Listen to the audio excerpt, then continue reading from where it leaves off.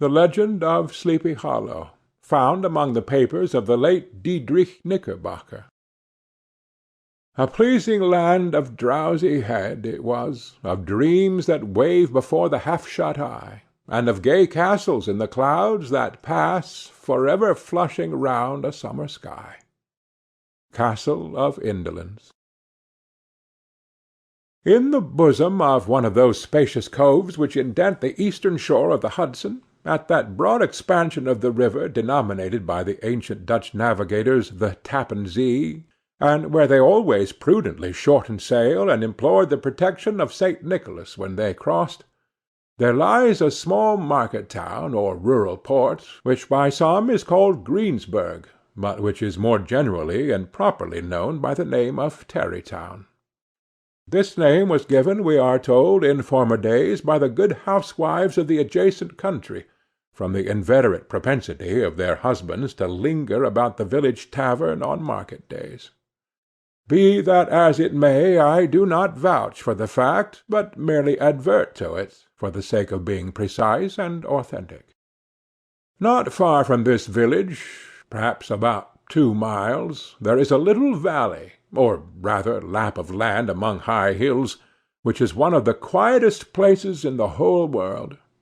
A small brook glides through it, with just murmur enough to lull one to repose, and the occasional whistle of quail or tapping of a woodpecker is almost the only sound that ever breaks in upon the uniform tranquillity. I recollect that when a stripling my first exploit in squirrel-shooting was in a grove of tall walnut trees that shades one side of the valley. I had wandered into it at noontime, when all nature is peculiarly quiet, and was startled by the roar of my own gun, as it broke the Sabbath stillness around and was prolonged and reverberated by the angry echoes. If ever I should wish for a retreat whither I might steal from the world and its distractions, and dream quietly away the remnant of a troubled life, I know of none more promising than this little valley. From the listless repose of the place, and the peculiar character of its inhabitants, who are descendants from the original Dutch settlers, this sequestered glen has long been known by the name of Sleepy Hollow, when its rustic lads are called the Sleepy Hollow boys throughout all the neighboring country. A drowsy, dreamy influence seems to hang over the land, and to pervade the very atmosphere. Some say that the place was bewitched by a high German doctor during the early days of the settlement. Others, that an old Indian chief, the prophet or wizard of his tribe, held his powwows there before the country was discovered by Master Hendrick Hudson. Certain it is, the place still continues under the sway of some witching power, that holds a spell over the minds of the good people, causing them to walk in a continual reverie. They are given to all kinds of marvellous beliefs, are subject to trances and visions, and frequently see strange sights, and hear music and voices in the air.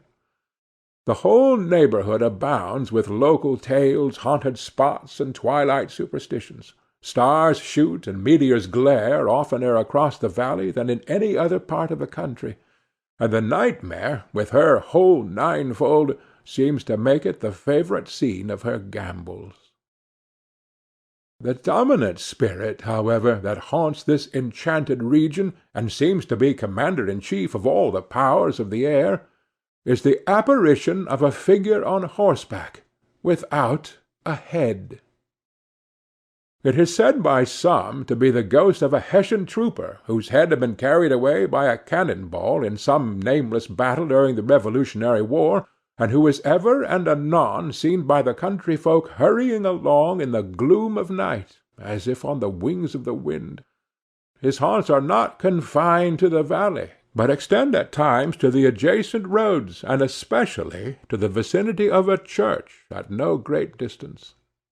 Indeed, certain of the most authentic historians of those parts, who have been careful in collecting and collating the floating facts concerning this spectre, allege that, the body of the trooper having been buried in the churchyard, the ghost rides forth to the scene of battle in nightly quest of his head, and that the rushing speed with which he sometimes passes along the hollow, like a midnight blast, is owing to his being belated and in a hurry to get back to the churchyard before daybreak.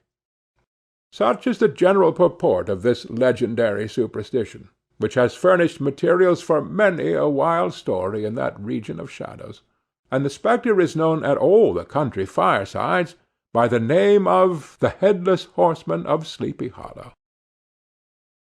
It is remarkable that the visionary propensity I have mentioned is not confined to the native inhabitants of the valley, but is unconsciously imbibed by every one who resides there for a time. However wide awake they may have been before they entered that sleepy region, they are sure, in a little time, to inhale the witching influence of the air, and begin to grow imaginative, dream dreams, and see apparitions. I mention this peaceful spot with all possible laud, for it is in such little retired Dutch valleys, found here and there embosomed in the great state of New York, that population, manners, and customs remain fixed, while the great torrent of migration and improvement, which is making such incessant changes in other parts of this restless country, sweeps by them unobserved. They are like those little nooks of still water which border a rapid stream, where we may see the straw and bubble riding quietly at anchor, or slowly revolving in their mimic harbor, undisturbed by the rush of the passing current. Though many years have elapsed since I trod the drowsy shades of Sleepy Hollow, yet I question whether I should not still find the same trees and the same families vegetating in its sheltered bosom. In this by-place of nature there abode, in a remote period of American history, that is to say, some 30 years since, a worthy wight of the name of Ichabod Crane, who sojourned, or, as he expressed it, tarried, in Sleepy Hollow for the purpose of instructing the children of the vicinity. He was a native of Connecticut, a state which supplies the Union with pioneers for the mind as well as for the forest, and sends forth yearly its legions of frontier woodmen and country schoolmasters. The cognomen of Crane was not inapplicable to his person.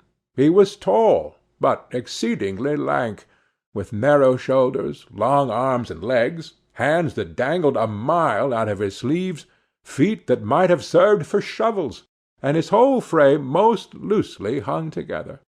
His head was small and flat at top, with huge ears, large green glassy eyes, and a long snipe nose, so that it looked like a weathercock perched upon his spindle neck to tell which way the wind blew.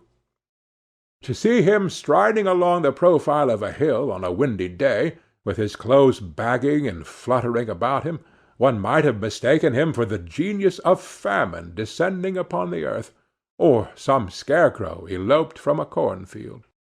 His schoolhouse was a low building of one large room, rudely constructed of laths, the windows partly glazed and partly patched with leaves of old copybooks. It was most ingeniously secured at vacant hours by a withe twisted in the handle of the door, and stakes set against the window shutters, so that, though a thief might get in with perfect ease, he would find some embarrassment at getting out, an idea most probably borrowed by the architect, Jost van Houten, from the mystery of an eel-pot. The schoolhouse stood in a rather lonely but pleasant situation, just at the foot of a woody hill, with a brook running close by, and a formidable birch-tree growing at one end of it. From hence the low murmur of his pupils' voices, conning over their lessons, might be heard in a drowsy summer's day like the hum of a beehive, interrupted now and then by the authoritative voice of the master in the tone of menace or command, or, peradventure, by the appalling sound of the birch, as he urged some tardy loiterer along the flowery path of knowledge.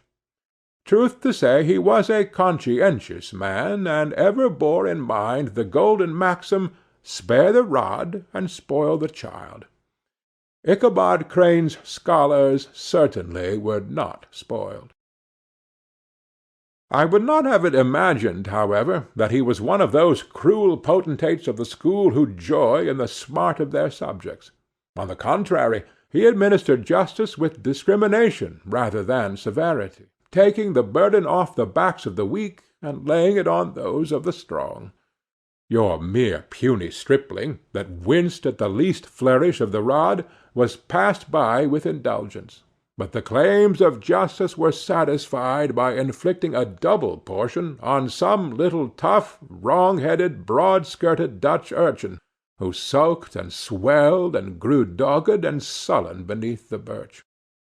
All this he called doing his duty by their parents, and he never inflicted a chastisement without following it by the assurance, so consolatory for the smarting urchin, that he would remember it and thank him for it the longest day he had to live. When school hours were over, he was even the companion and playmate of the larger boys, and on holiday afternoons would convoy some of the smaller ones home, who happened to have pretty sisters, or good housewives for mothers, noted for the comforts of the cupboard. Indeed, it behooved him to keep on good terms with his pupils. The revenue arising from his school was small, and would have been scarcely sufficient to furnish him with daily bread, for he was a huge feeder, and, though lank, had the dilating powers of an anaconda. But, to help out his maintenance, he was, according to country custom in those parts, boarded and lodged at the houses of the farmers whose children he instructed. With these he lived successively, a week at a time, thus going the rounds of the neighborhood with all his worldly effects tied up in a cotton handkerchief.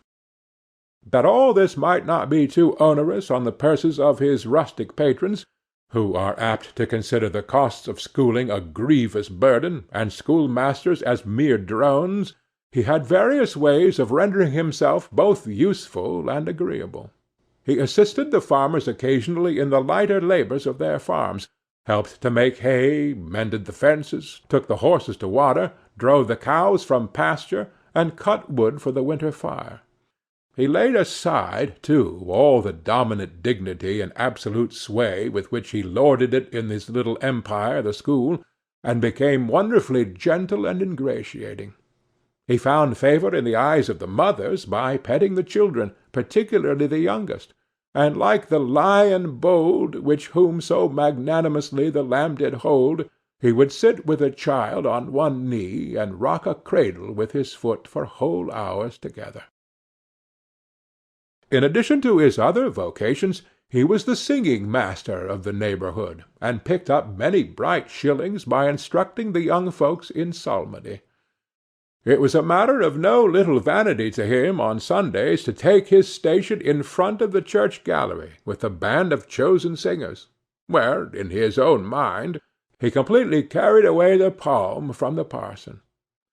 Certain it is, his voice resounded far above all the rest of the congregation, and there are peculiar quavers still to be heard in that church, and which may even be heard half a mile off, quite to the opposite side of the mill-pond on a still Sunday morning, which are said to be legitimately descended from the nose of Ichabod Crane.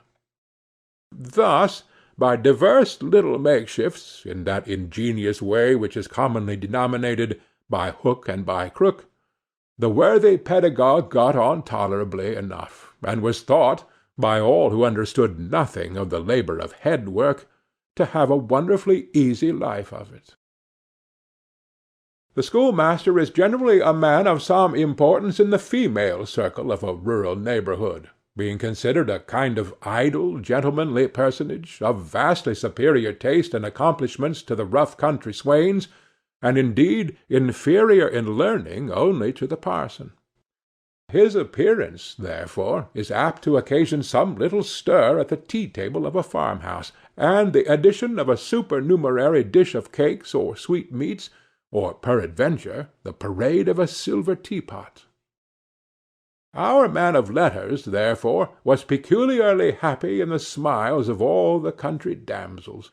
How he would figure among them in the churchyard between services on Sundays, gathering grapes for them from the wild vines that overran the surrounding trees, reciting for their amusement all the epitaphs on the tombstones, or sauntering, with a whole bevy of them, along the banks of the adjacent mill-pond, where the more bashful country bumpkins hung sheepishly back, envying his superior elegance and address.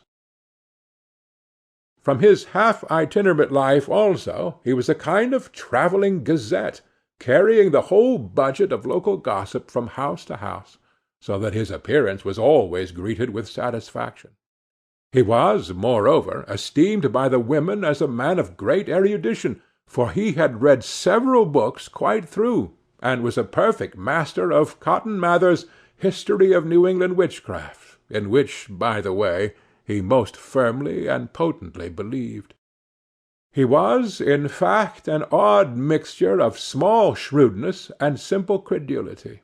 His appetite for the marvellous and his powers of digesting it were equally extraordinary, and both had been increased by his residence in this spell-bound region. No tale was too gross or monstrous for his capacious swallow. It was often his delight, after his school was dismissed in the afternoon, to stretch himself on the rich bed of clover bordering the little brook that whimpered by his schoolhouse, and there con over old Mather's direful tales, until the gathering dusk of evening made the printed page a mere mist before his eyes. Then, as he wended his way by swamp and stream and awful woodland to the farmhouse where he happened to be quartered, every sound of nature at that witching hour fluttered his excited imagination. The moan of the whippoorwill from the hillside, the boding cry of the tree-toad, that harbinger of storm, the dreary hooting of the screech-owl, or the sudden rustling in the thicket of birds frightened from their roost. The fireflies, too, which sparkled most vividly in the darkest places, now and then startled him, as one of uncommon brightness would stream across his path, and if by chance a huge blockhead of a beetle came winging his blundering flight against him, the poor varlet was ready to give up the ghost, with the idea that he was struck with a witch's token. His only resource on such occasions, either to drown thought or drive away evil spirits, was to sing psalm tunes, and the good people of Sleepy Hollow, as they sat by their doors of an evening, were often filled with awe at hearing his nasal melody, in linked sweetness long drawn out, floating from the distant hill, or along the dusky road. Another of his sources of fearful pleasure was to pass long winter evenings with the old Dutch wives, as they sat spinning by the fire, with a row of apples roasting and spluttering along the hearth, and listen to their marvellous tales of ghosts and goblins, and haunted fields, and haunted brooks, and haunted bridges, and haunted houses, and particularly of the Headless Horseman, or galloping Hessian of the Hollow, as they sometimes called him. He would delight them equally by his anecdotes of witchcraft, and of the direful omens and portentous sights and sounds in the air which prevailed in the earlier times of Connecticut, and would frighten them woefully with speculations upon comets and shooting stars, and with the alarming fact that the world did absolutely turn round, and that they were half the time topsy-turvy. But if there was a pleasure in all this, while snugly cuddling in the chimney-corner of a chamber that was all of a ruddy glow from the crackling wood-fire, and where, of course, no spectre dared to show his face, it was dearly purchased by the terrors of his subsequent walk homewards. What fearful shapes and shadows beset his path, amidst the dim and ghastly glare of a snowy night! With what wistful look did he eye every trembling ray of light streaming across the waste fields from some distant window! How often was he appalled by some shrub covered with snow which, like a sheeted spectre, beset his very path! How often did he shrink with curdling awe at the sound of his own steps on the frosty crust beneath his feet, and dread to look over his shoulder, lest he should behold some uncouth being trampling close behind him! And how often was he thrown into complete dismay by some rushing blast howling among the trees, in the idea that it was the galloping Hessian on one of his nightly scourings! All these, however, were mere terrors of the night, phantoms of the mind that walk in darkness; and though he had seen many spectres in his time, and had been more than once beset by Satan in divers shapes in his lonely perambulations, yet daylight put an end to all these evils, and he would have passed a pleasant life of it, and in despite of the devil and all his works, if his path had not been crossed by a being that causes more perplexity to mortal man than ghosts, goblins, and the whole race of witches put together, and that was a woman. Among the musical disciples who assembled one evening each week to receive his instructions in psalmody was Katrina van Tassel, the daughter and only child of a substantial Dutch farmer. She was a blooming lass of fresh 18, plump as a partridge, ripe and melting and rosy-cheeked as one of her father's peaches, and universally famed, not merely for her beauty, but her vast expectations. She was withal a little of a coquette, as might be perceived even in her dress, which was a mixture of ancient and modern fashions, as most suited to set off her charms. She wore the ornaments of pure yellow gold which her great-great-grandmother had brought over from Saardam, the tempting stomacher of the olden time, and withal a provokingly short petticoat, to display the prettiest foot and ankle in the country round. Ichabod Crane had a soft and foolish heart towards the sex, and it is not to be wondered at that so tempting a morsel soon found favour in his eyes, more especially after he had visited her in her paternal mansion. Old Baltus Van Tassel was a perfect picture of a thriving, contented, liberal-hearted farmer. He seldom, it is true, sent either his eyes or his thoughts beyond the boundaries of his own farm, but within those everything was snug, happy, and well-conditioned. He was satisfied with his wealth, but not proud of it, and piqued himself upon the hearty abundance rather than the style in which he lived. His stronghold was situated on the banks of the Hudson, in one of those green, sheltered, fertile nooks in which the Dutch farmers are so fond of nestling. A great elm-tree spread its broad branches over it, at the foot of which bubbled up a spring of the softest and sweetest water in a little well formed of a barrel, and then stole sparkling away through the grass to a neighboring brook that babbled along among elders and dwarf willows. Hard by the farmhouse was a vast barn that might have served for a church, every window and crevice of which seemed bursting forth with the treasures of the farm. The flail was busily resounding within it from morning till night.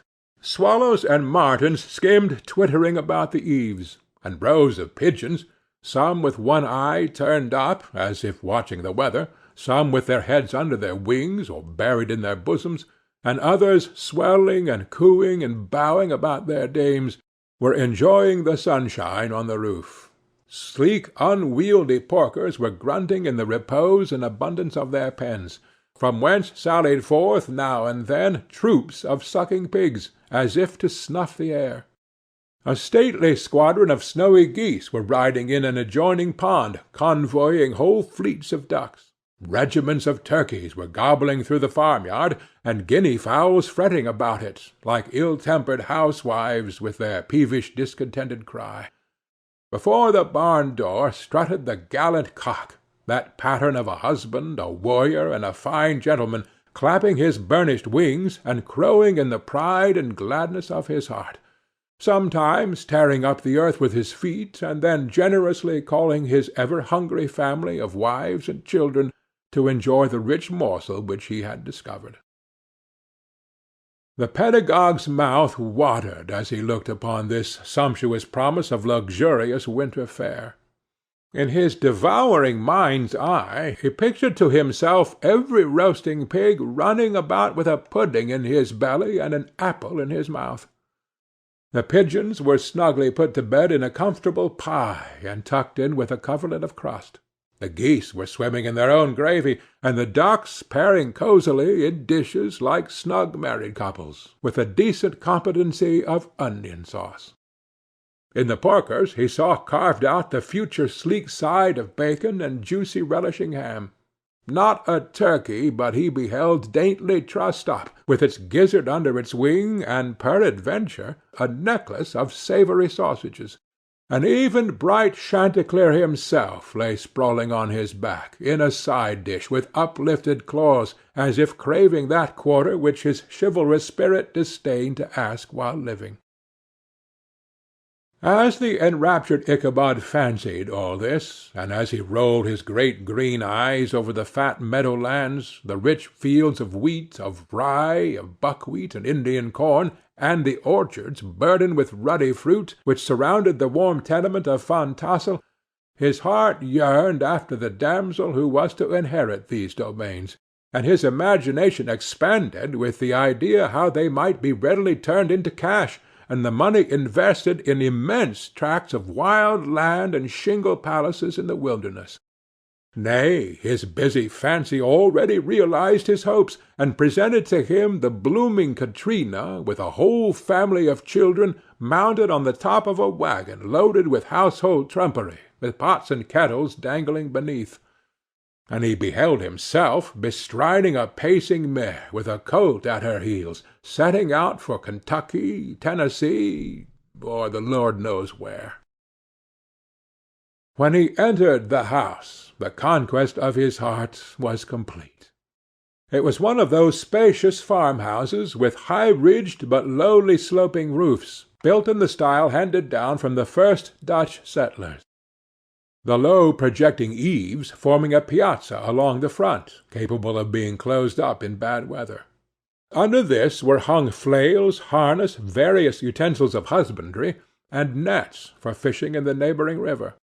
Benches were built along the sides for summer use, and a great spinning-wheel at one end, and a churn at the other, showed the various uses to which this important porch might be devoted. From this piazza the wandering Ichabod entered the hall, which formed the centre of the mansion and the place of usual residence. Here rows of resplendent pewter, ranged on a long dresser, dazzled his eyes. In one corner stood a huge bag of wool ready to be spun. In another a quantity of linsey-woolsey just from the loom. Ears of Indian corn and strings of dried apples and peaches hung in gay festoons along the walls, mingled with the gaud of red peppers.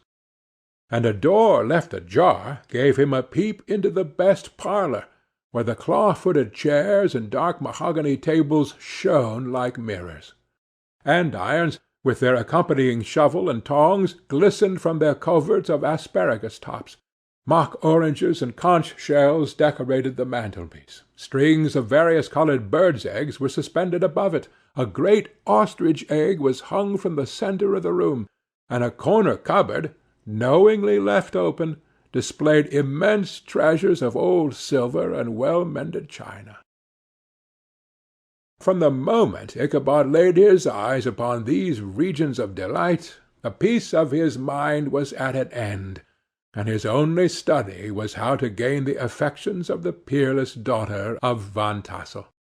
In this enterprise, however, he had more real difficulties than generally fell to the lot of a knight-errant of yore, who seldom had anything but giants, enchanters, fiery dragons, and such like easily conquered adversaries to contend with, and had to make his way merely through gates of iron and brass, and walls of adamant to the castle keep, where the lady of his heart was confined.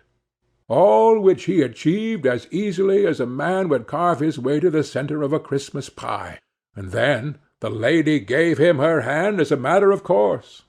Ichabod, on the contrary, had to win his way to the heart of a country coquette, beset with a labyrinth of whims and caprices, which were forever presenting new difficulties and impediments, and he had to encounter a host of fearful adversaries of real flesh and blood, the numerous rustic admirers, who beset every portal to her heart, keeping a watchful and angry eye upon each other, but ready to fly out in the common cause against any new competitor.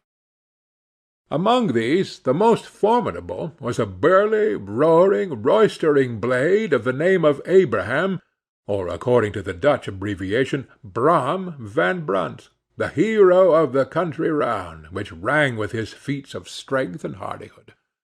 He was broad-shouldered and double-jointed, with short curly black hair, and a bluff but not unpleasant countenance, having a mingled air of fun and arrogance.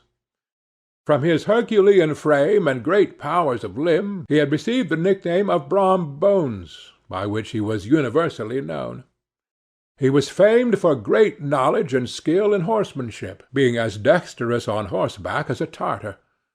He was foremost at all races and cock-fights, and with the ascendancy which bodily strength always acquires in rustic life, was the umpire in all disputes, setting his hat on one side, and giving his decisions with an air and tone that admitted of no gainsay or appeal. He was always ready for either a fight or a frolic, but had more mischief than ill will in his composition, and with all his overbearing roughness there was a strong dash of waggish good-humour at bottom. He had 3 or 4 boon companions, who regarded him as their model, and at the head of whom he scoured the country, attending every scene of feud or merriment for miles around. In cold weather he was distinguished by a fur cap, surmounted with a flaunting fox's tail, and when the folks at a country gathering descried this well-known crest at a distance, whisking about among a squad of hard riders, they always stood by for a squall. Sometimes his crew would be heard dashing along past the farmhouses at midnight, with whoop and halloo like a troop of Don Cossacks, and the old dames, startled out of their sleep, would listen for a moment till the hurry-scurry had clattered by, and then exclaim, "Aye, there goes Brom Bones and his gang!" The neighbors looked upon him with a mixture of awe, admiration, and good-will, and when any madcap prank or rusty brawl occurred in the vicinity, always shook their heads and warranted Brom Bones was at the bottom of it. This rantipole hero had for some time singled out the blooming Katrina for the object of his uncouth gallantries, and though his amorous toyings were something like the gentle caresses and endearments of a bear, yet it was whispered that she did not altogether discourage his hopes. Certain it is, his advances were signals for rival candidates to retire, who felt no inclination to cross a lion in his amours; insomuch that when his horse was seen tied to Van Tassel's paling on a Sunday night, a sure sign that his master was courting, or, as it is termed, sparking within, all other suitors passed by in despair, and carried the war into other quarters. Such was the formidable rival with whom Ichabod Crane had to contend, and considering all things, a stouter man than he would have shrunk from the competition, and a wiser man would have despaired. He had, however, a happy mixture of pliability and perseverance in his nature. He was in form and spirit like a supplejack, yielding but tough. Though he bent, he never broke, and though he bowed beneath the slightest pressure, yet the moment it was away, jerk! He was as erect and carried his head as high as ever. To have taken the field openly against his rival would have been madness, for he was not a man to be thwarted in his amours, any more than that stormy lover Achilles. Ichabod therefore made his advances in a quiet and gently insinuating manner. Under cover of his character of singing-master, he made frequent visits at the farmhouse. Not that he had anything to apprehend from the meddlesome interference of the parents, which is so often a stumbling-block in the path of lovers. Walt Van Tassel was an easy, indigent soul. He loved his daughter better even than his pipe, and, like a reasonable man and an excellent father, let her have her way in everything. His notable little wife, too, had enough to do to attend to her housekeeping and manage her poultry, for, as she sagely observed, ducks and geese are foolish things and must be looked after, but girls can take care of themselves. Thus, while the busy dame bustled about the house or plied her spinning-wheel at one end of the piazza, honest Bult would sit smoking his evening pipe at the other, watching the achievements of a little wooden warrior who, armed with a sword in each hand, was most valiantly fighting the wind on the pinnacle of the barn. In the meantime Ichabod would carry on his suit with the daughter, by the side of the spring under the great elm, or sauntering away in the twilight, that hour so favorable to the lover's eloquence. I profess not to know how women's hearts are wooed and won. To me they have always been matters of riddle and admiration. Some seem to have but one vulnerable point, or door of access, while others have 1,000 avenues, and may be captured in 1,000 different ways. It is a great triumph of skill to gain the former, but a still greater proof of generalship to maintain possession of the latter, for man must battle for his fortress at every door and window. He who wins 1,000 common hearts is therefore entitled to some renown, but he who keeps undisputed sway over the heart of a coquette is indeed a hero. Certain it is, this was not the case with the redoubtable Brom Bones, and from the moment Ichabod Crane made his advances, the interests of the former evidently declined. His horse was no longer seen tied to the palings on Sunday nights, and a deadly feud gradually arose between him and the preceptor of Sleepy Hollow.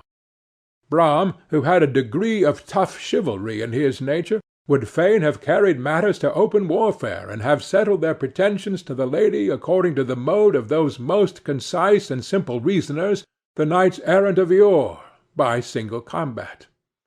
But Ichabod was too conscious of the superior might of his adversary to enter the lists against him. He had overheard a boast of Bones that he would double the schoolmaster up and lay him on a shelf of his own schoolhouse, and he was too wary to give him an opportunity. There was something extremely provoking in this obstinately pacific system. It left Brom no alternative but to draw upon the funds of rustic waggery in his disposition, and to play off boorish practical jokes upon his rival. Ichabod became the subject of whimsical persecution to Bones and his gang of rough riders. They harried his hitherto peaceful domains, smoked out his singing school by stopping up the chimney, broke into the schoolhouse at night, in spite of its formidable fastenings of withe and window-stakes, and turned everything topsy-turvy, so that the poor schoolmaster began to think all the witches in the country held their meetings there. What was still more annoying, Brom took all opportunities of turning him into ridicule in presence of his mistress, and had a scoundrel dog, whom he taught to whine in the most ludicrous manner, and introduced as a rival of Ichabod's to instruct her in psalmody. In this way matters went on for some time, without producing any material effect on the relative situations of the contending powers. On a fine autumnal afternoon, Ichabod, in pensive mood, sat enthroned on the lofty stool from whence he usually watched all the concerns of his little literary realm. In his hand he swayed a ferule, that sceptre of despotic power. The birch of justice reposed on 3 nails behind the throne, a constant terror to evil-doers, while on the desk before him might be seen sundry contraband articles and prohibited weapons, detected upon the persons of idle urchins, such as half-munched apples, pop-guns, whirligigs, fly-cages, and whole legions of rampant little paper gamecocks. Apparently there had been some appalling act of justice recently inflicted, for his scholars were all busily intent upon their books, or slyly whispering behind them with one eye kept upon the master, and a kind of buzzing stillness reigned throughout the schoolroom. It was suddenly interrupted by the appearance of a negro in tow-cloth jacket and trousers, a round-crowned fragment of a hat, like a cap of Mercury, and mounted on the back of a ragged, wild, half-broken colt, which he managed with a rope by way of halter. He came clattering up to the school-door with an invitation to Ichabod to attend a merry-making or quilting frolic to be held that evening at Mynheer Van Tassel's, and having delivered his message with that air of importance and effort at fine language which a negro is apt to display on petty embassies of the kind, he dashed over the brook, and was seen scampering away up the hollow, full of the importance and hurry of his mission. all was now hustle and hubbub in the late quiet schoolroom. The scholars were hurried through their lessons without stopping at trifles. Those who were nimble skipped over half with impunity, and those who were tardy had a smart application now and then in the rear to quicken their speed or help them over a tall word. Books were flung aside without being put away on the shelves, inkstands were overturned, benches thrown down, and the whole school was turned loose an hour before the usual time, bursting forth like a legion of young imps, yelping and racketing about the green in joy at their early emancipation.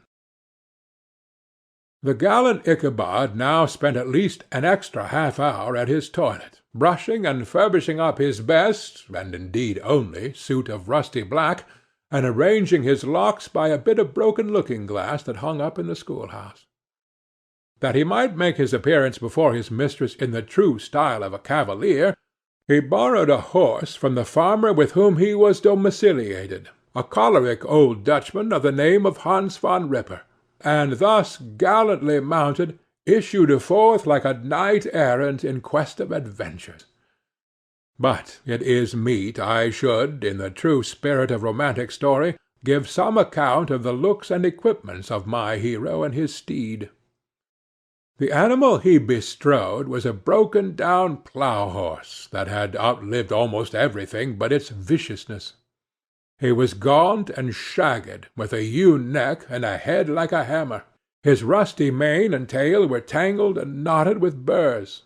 One eye had lost its pupil, and was glaring and spectral, but the other had the gleam of a genuine devil in it. Still, he must have had fire and metal in his day, if we may judge from the name he bore of gunpowder.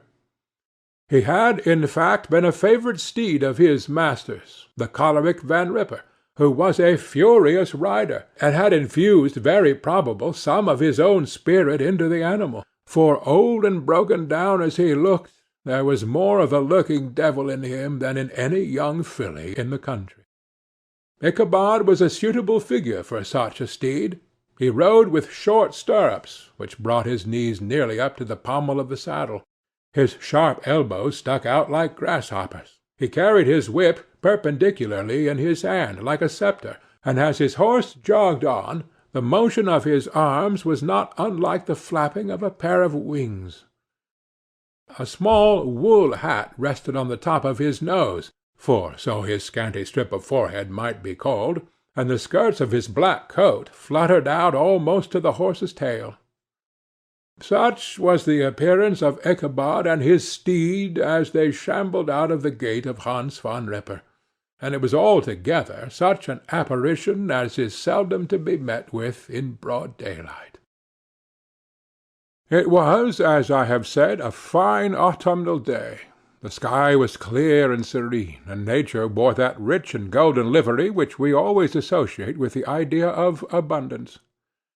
The forests had put on their sober brown and yellow, while some trees of the tenderer kind had been nipped by the frosts into brilliant dyes of orange, purple, and scarlet.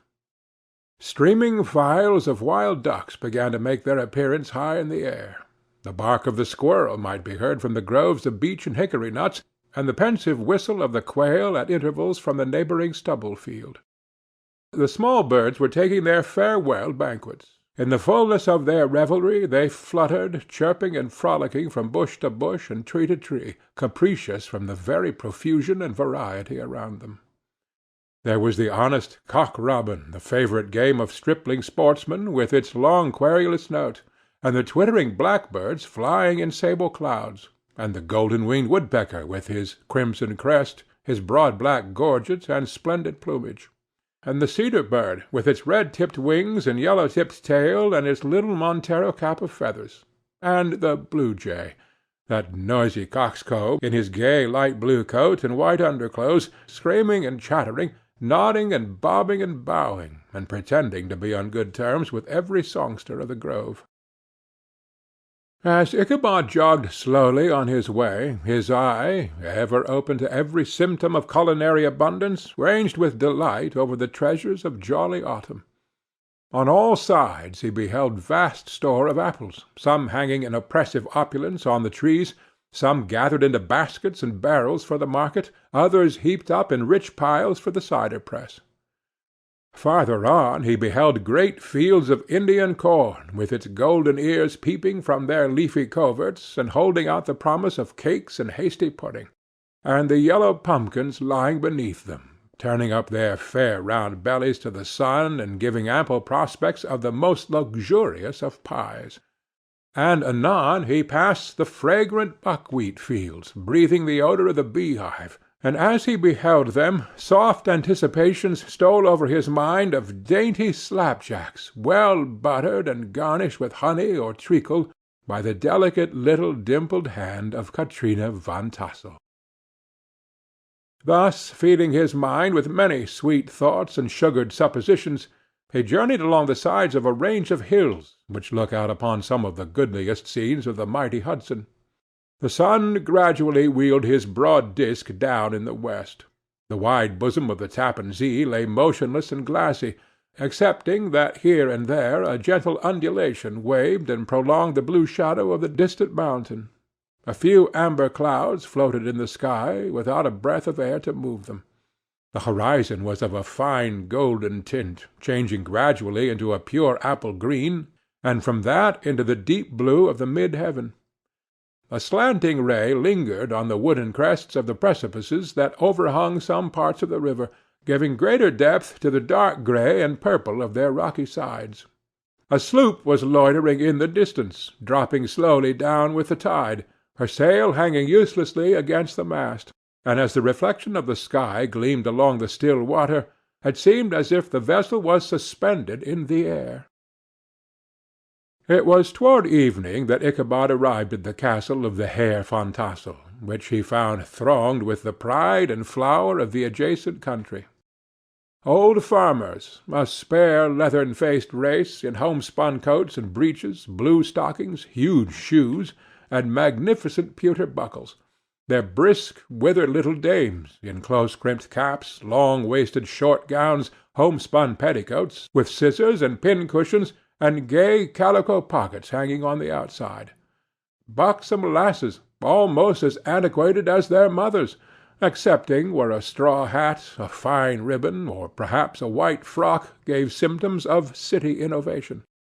The sons, in short, square-skirted coats, with rows of stupendous brass buttons, and their hair generally queued in the fashion of the times, especially if they could procure an eel-skin for the purpose, it being esteemed throughout the country as a potent nourisher and strengthener of the hair. Brom Bones, however, was the hero of the scene, having come to the gathering on his favourite steed, Daredevil, a creature, like himself, full of mettle and mischief, and which no one but himself could manage.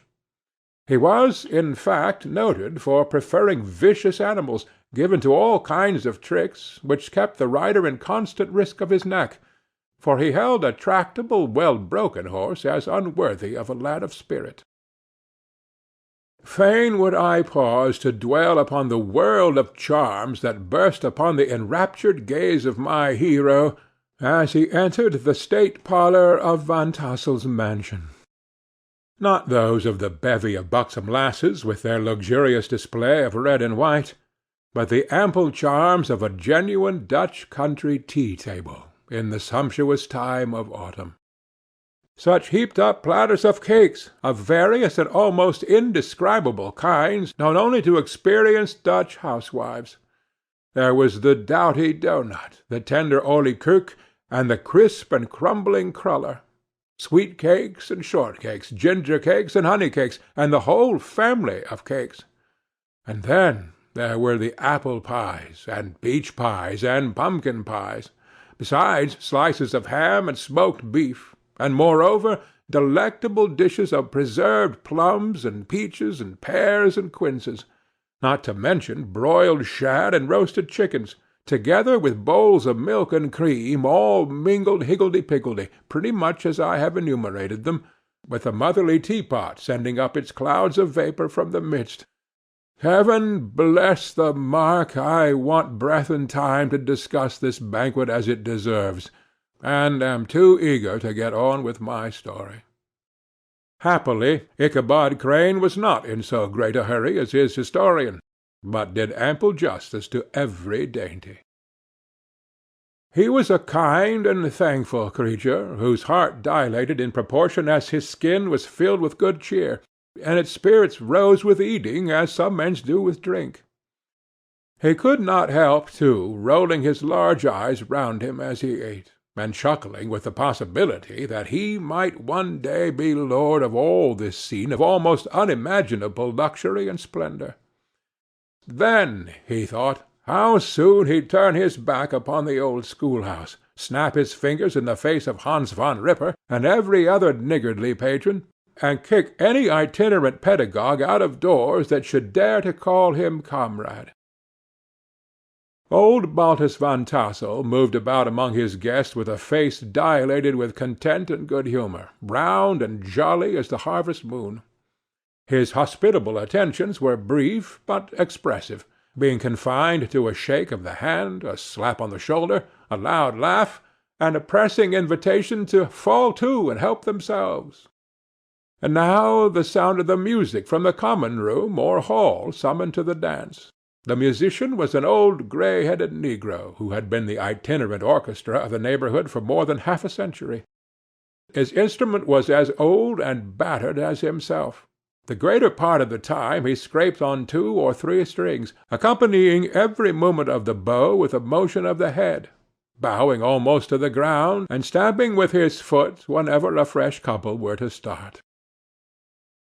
Ichabod prided himself upon his dancing as much as upon his vocal powers. Not a limb, not a fibre about him was idle, and to have seen his loosely hung frame in full motion and clattering about the room, you would have thought St. Vitus himself, that blessed patron of the dance, was figuring before you in person.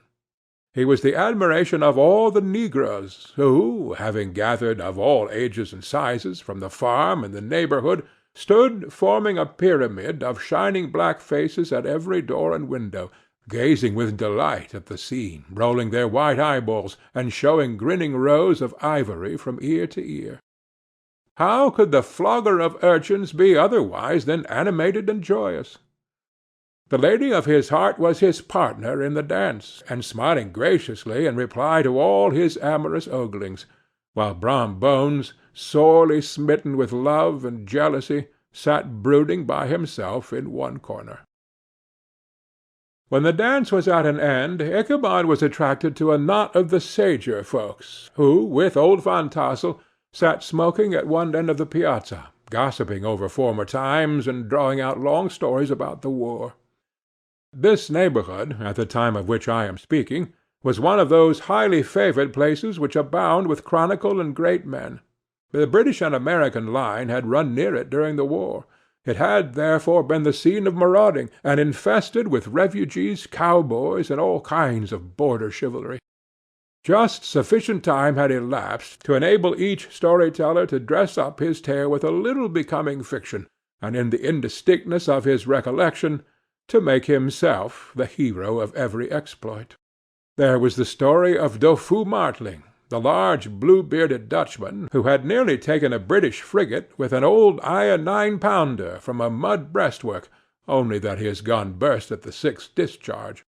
And there was the old gentleman who shall be nameless, being too rich a Mynheer to be lightly mentioned, who, in the battle of White Plains, being an excellent master of defence, parried a musket ball with a small sword, insomuch that he absolutely felt it whiz round the blade and glance off at the hilt, in proof of which he was ready at any time to show the sword with the hilt a little bent. There were several more that had been equally great in the field, not one of whom but was persuaded that he had a considerable hand in bringing the war to a happy termination. But all these were nothing to the tales of ghosts and apparitions that succeeded. The neighborhood is rich in legendary treasures of the kind. Local tales and superstitions thrive best in these sheltered, long-settled retreats, but are trampled under foot by the shifting throng that forms the population of most of our country places. Besides, there is no encouragement for ghosts in most of our villages. for they have scarcely had time to finish their first nap and turn themselves in their graves, before their surviving friends have travelled away from the neighbourhood, so that when they turn out at night to walk their rounds, they have no acquaintance left to call upon. This is perhaps the reason why we so seldom hear of ghosts except in our long-established Dutch communities. The immediate cause, however, of the prevalence of supernatural stories in these parts was doubtless owing to the vicinity of Sleepy Hollow. There was a contagion in the very air that blew from that haunted region. It breathed forth an atmosphere of dreams and fancies infecting all the land. Several of the Sleepy Hollow feeler were present at Van Tassel's, and, as usual, were doling out their wild and wonderful legends.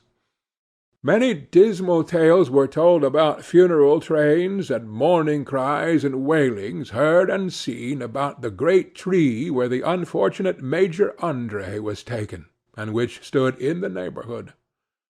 Some mention was made also of the woman in white that haunted the dark glen at Raven Rock, and was often heard to shriek on winter nights before a storm, having perished there in the snow.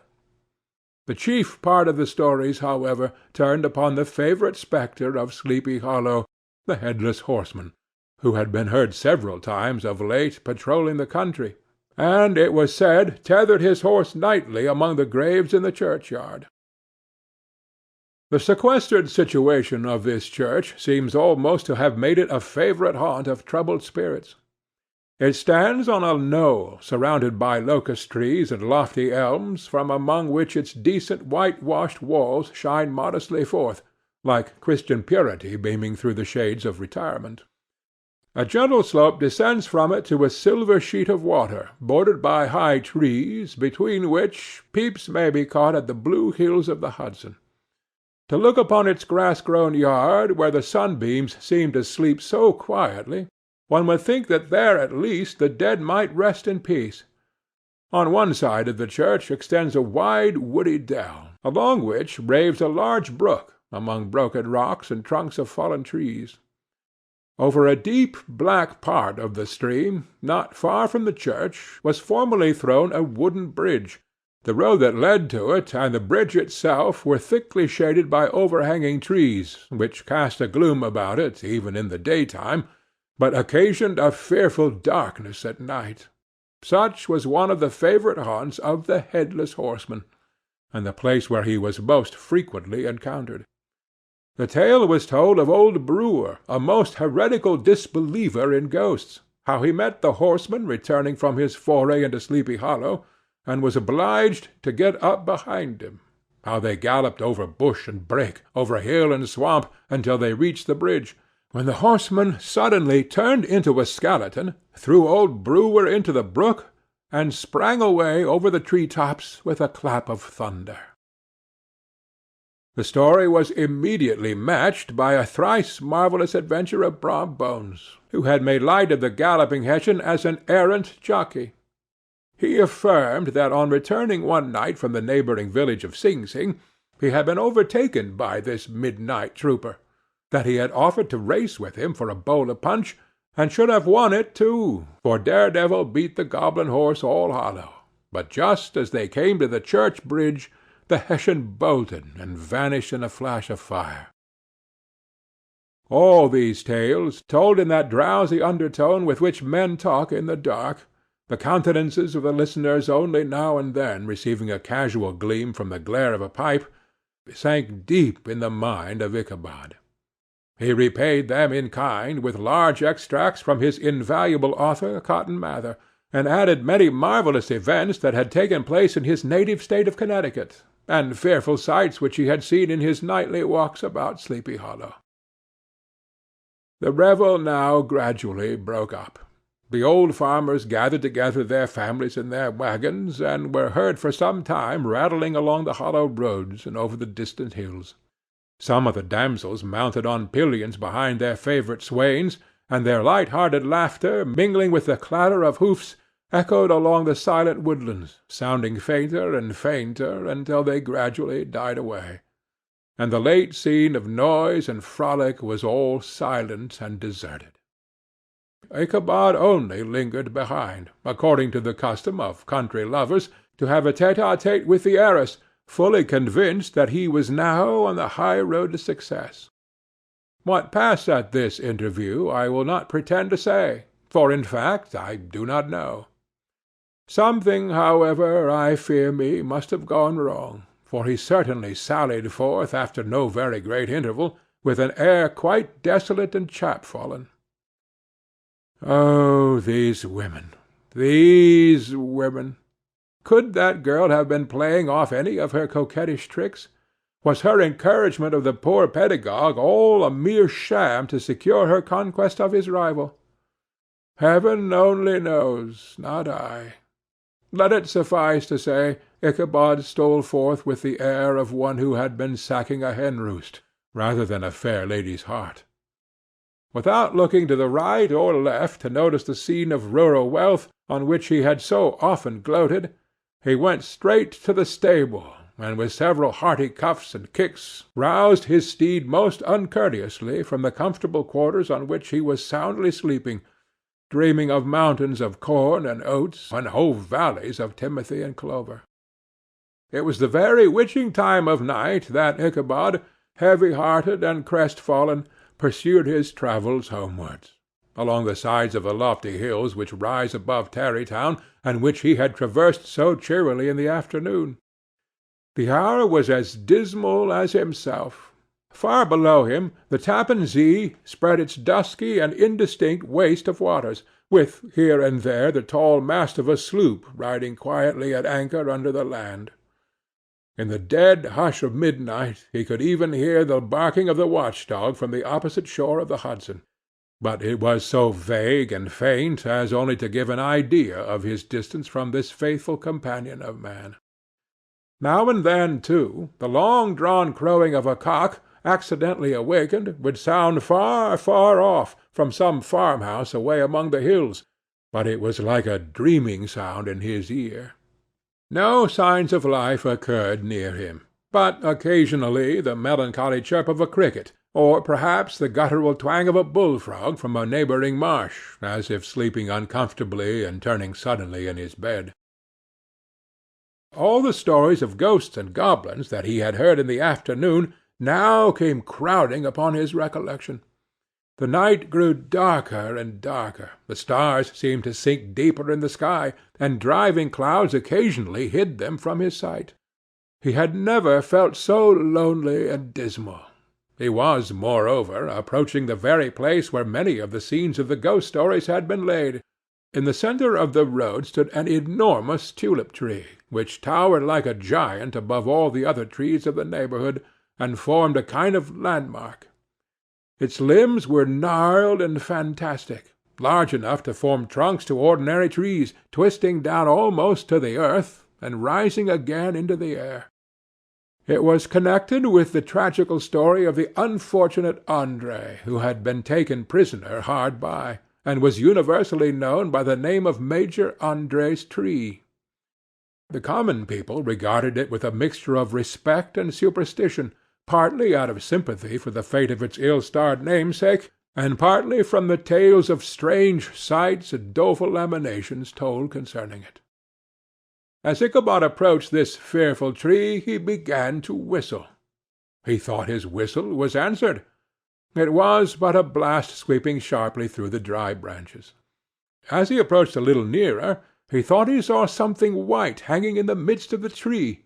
He paused and ceased whistling, but, on looking more narrowly, perceived that it was a place where the tree had been scathed by lightning, and the white wood laid bare.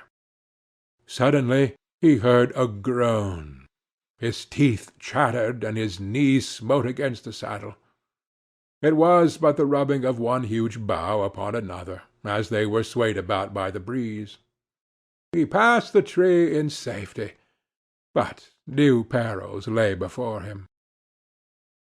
About 200 yards from the tree a small brook crossed the road and ran into a marshy and thickly wooded glen, known by the name of Wiley's Swamp. A few rough logs, laid side by side, served as a bridge over this stream. on that side of the road where the brick entered the wood, a group of oaks and chestnuts, matted thick with wild grape-vines, threw a cavernous gloom over it. To pass this bridge was the severest trial. It was at this identical spot that the unfortunate André was captured, and under the covert of these chestnuts and vines were the sturdy yeomen concealed who surprised him. This has ever since been considered a haunted stream, and fearful are the feelings of the schoolboy who has to pass it alone after dark. As he approached the stream, his heart began to thump. He summoned up, however, all his resolution, gave his horse half a score of kicks in the ribs, and attempted to dash briskly across the bridge. But instead of starting forward, the perverse old animal made a lateral movement and ran broadside against the fence. Ichabod, whose fears increased with the delay, jerked the reins on the other side, and kicked lustily with the contrary foot. It was all in vain. His steed started, it is true, but it was only to plunge to the opposite side of the road, into a thicket of brambles and alder bushes. The schoolmaster now bestowed both whip and heel upon the starveling ribs of old Gunpowder, who dashed forward, snuffling and snorting, but came to stand just by the bridge, with a suddenness that nearly sent his rider sprawling over his head. Just at this moment a plashy tramp by the side of the bridge caught the sensitive ear of Ichabod. In the dark shadow of the grove, on the margin of the brook, he beheld something huge, misshapen, and towering. It stirred not, but seemed gathered up in the gloom, like some gigantic monster ready to spring upon the traveller. The hair of the affrighted pedagogue rose upon his head with terror. What was to be done?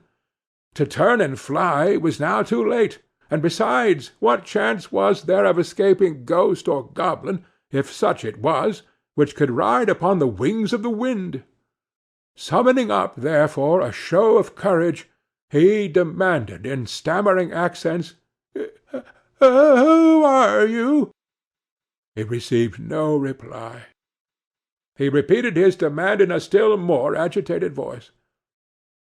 Still there was no answer. Once more he cudgelled the sides of the inflexible Gunpowder, and shutting his eyes, broke forth with involuntary fervour into a psalm-tune.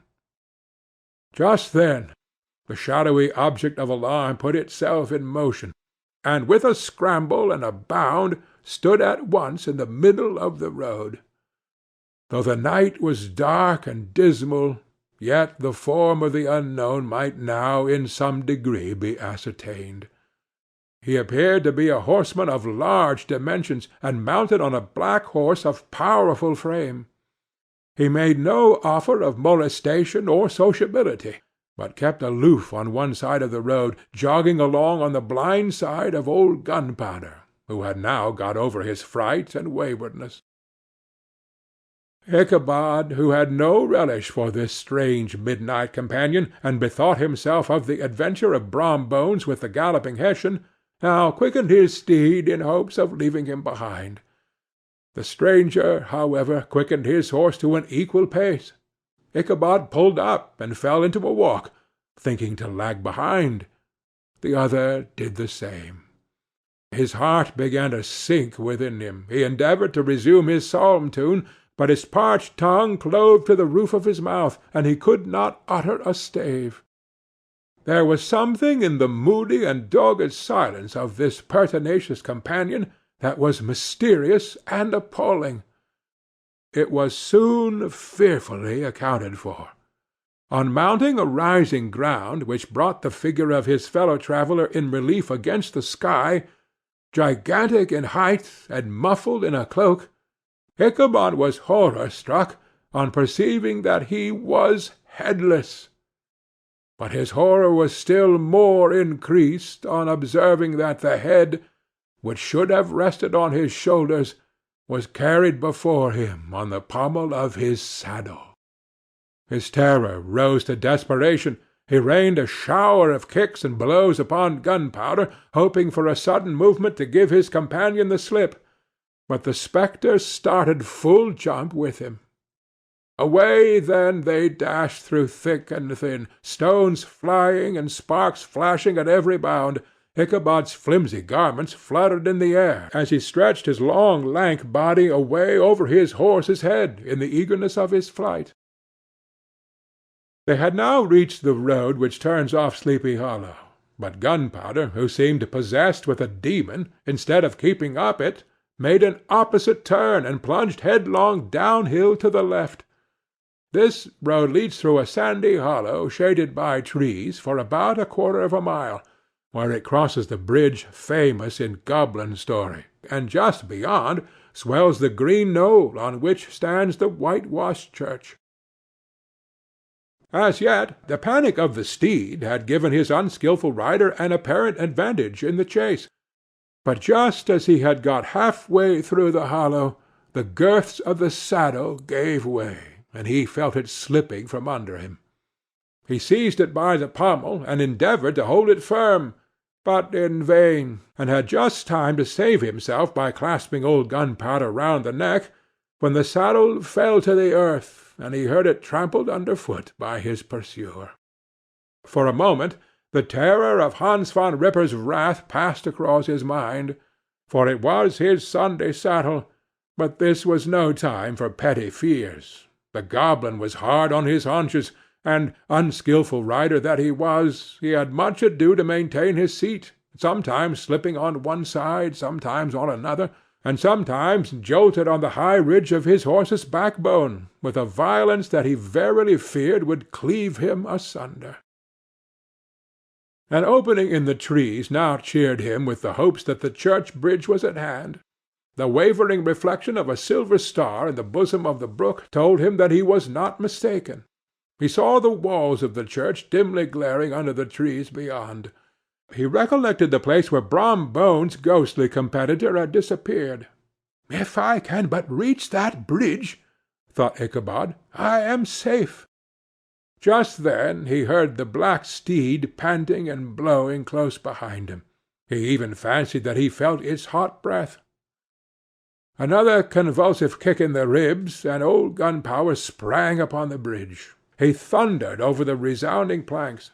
He gained the opposite side, and now Ichabod cast a look behind to see if his pursuer should vanish, according to rule, in a flash of fire and brimstone. Just then he saw the goblin rising in his stirrups, and in the very act of hurling his head at him. Ichabod endeavored to dodge the horrible missile, but too late. It encountered his cranium with a tremendous crash. He was tumbled headlong into the dust, and Gunpowder, the black steed, and the goblin rider passed by like a whirlwind. The next morning the old horse was found without his saddle, and with the bridle under his feet, soberly cropping the grass at his master's gate. Ichabod did not make his appearance at breakfast. Dinner hour came, but no Ichabod. The boys assembled at the schoolhouse, and strolled idly about the banks of the brook, but no schoolmaster. Hans Van Ripper now began to feel some uneasiness about the fate of poor Ichabod and his saddle. An inquiry was set on foot, and after diligent investigation they came upon his traces. In one part of the road leading to the church was found the saddle trampled in the dirt. The tracks of horses' hoofs deeply dented in the road, and evidently at furious speed, were traced to the bridge, beyond which, on the bank of a broad part of the brook, where the water ran deep and black, was found the hat of the unfortunate Ichabod, and close beside it a shattered pumpkin. The brook was searched, but the body of the schoolmaster was not to be discovered. Hans Van Ripper, as executor of his estate, examined the bundle which contained all his worldly effects. They consisted of 2 shirts and a half, 2 stocks for the neck, a pair or 2 of worsted stockings, an old pair of corduroy small-clothes, a rusty razor, a book of psalm-tunes full of dog's ears, and a broken pitch-pipe. As to the books and furniture of the schoolhouse, they belonged to the community, excepting Cotton Mather's History of Witchcraft, a New England Almanac, and a book of dreams and fortune-telling, in which last was a sheet of foolscap, much scribbled and blotted in several fruitless attempts to make a copy of verses in honour of the heiress of Van Tassel. These magic books and the poetic scrawl were forthwith consigned to the flames by Hans Van Ripper, who from that time forward determined to send his children no more to school, observing that he never knew any good come of this same reading and writing. Whatever money the schoolmaster possessed, and he had received his quarter's pay but a day or two before, he must have had about his person at the time of his disappearance. The mysterious event caused much speculation at the church on the following Sunday. Knots of gazers and gossips were collected in the churchyard, at the bridge, and at the spot where the hat and pumpkin had been found. The stories of Brewer, of Bones, and a whole budget of others were called to mind, and when they had diligently considered them all, and compared them with the symptoms of the present case, they shook their heads, and came to the conclusion that Ichabod had been carried off by the galloping Hessian. As he was a bachelor, and did nobody's debt, nobody troubled his head any more about him. The school was removed to a different quarter of the hollow, and another pedagogue reigned in his stead. It is true, an old farmer, who had been down to New York on a visit several years after, and from whom this account of the ghostly adventure was received, brought home the intelligence that Ichabod Crane was still alive, that he had left the neighborhood, partly through fear of the goblin and Hans Van Ripper, and partly in mortification at having been suddenly dismissed by the heiress; that he had changed his quarters to a distant part of the country, had kept school and studied law at the same time, had been admitted to the bar, turned politician, electioneered, written for the newspapers, and finally had been made a justice of the 10-pound court. Brom Bones, too, who, shortly after his rival's disappearance, conducted the blooming Katrina in triumph to the altar, was observed to look exceedingly knowing whenever the story of Ichabod was related, and always burst into a hearty laugh at the mention of the pumpkin, which led some to suspect that he knew more about the matter than he chose to tell. The old country wives, however, who are the best judges of these matters, maintain to this day that Ichabod was spirited away by supernatural means, and it is a favorite story, often told about the neighborhood round the winter evening fire. The bridge became more than ever an object of superstitious awe, and that may be the reason why the road has been altered of late years, so as to approach the church by the border of the mill-pond. The schoolhouse, being deserted, soon fell to decay, and was reported to be haunted by the ghost of the unfortunate pedagogue, and the ploughboy, loitering homeward of a still summer evening, has often fancied his voice at a distance, chanting a melancholy psalm-tune among the tranquil solitudes of Sleepy Hollow. Postscript, found in the handwriting of Mr. Knickerbocker. The preceding tale is given almost in the precise words in which I heard it related at a corporation meeting at the ancient city of Manhattoes, at which were present many of its sagest and most illustrious burghers. The narrator was a pleasant, shabby, gentlemanly old fellow, in pepper and salt clothes, with a sadly humorous face, and one whom I strongly suspected of being poor, he made such efforts to be entertaining. When his story was concluded, there was much laughter and approbation, particularly from 2 or 3 deputy aldermen, who had been asleep the greater part of the time. There was, however, one tall, dry-looking old gentleman, with beetling eyebrows, who maintained a grave and rather severe face throughout, now and then folding his arms, inclining his head, and looking down upon the floor, as if turning a doubt over in his mind. He was one of your wary men, who never laugh but upon good grounds, when they have reason and law on their side. When the mirth of the rest of the company had subsided, and silence was restored, he leaned one arm on the elbow of his chair, and sticking the other akimbo, demanded, with a slight but exceedingly sage motion of the head, and contraction of the brow, what was the moral of the story, and what it went to prove? The story-teller, who was just putting a glass of wine to his lips as a refreshment after his toils, paused for a moment, looked at his inquirer with an air of infinite deference, and lowering the glass slowly to the table, observed that the story was intended most logically to prove that there is no situation in life but has its advantages and pleasures, provided we will but take a joke as we find it. That, therefore, he that runs races with goblin troopers is likely to have rough riding of it. Ergo, for a country schoolmaster to be refused the hand of a Dutch heiress is a certain step to high preferment in the state. The cautious old gentleman knit his brows tenfold closer after this explanation, being sorely puzzled by the ratiocination of the syllogism, while, methought, the one in pepper and salt eyed him with something of a triumphant leer. At length he observed that all this was very well, but still he thought the story a little on the extravagant. There were one or two points on which he had his doubts. "Faith, sir," replied the story-teller, "as to that matter, I don't believe one half of it myself." D.K. End of The Legend of Sleepy Hollow, by Washington Irving. Read by Bob Neufeld.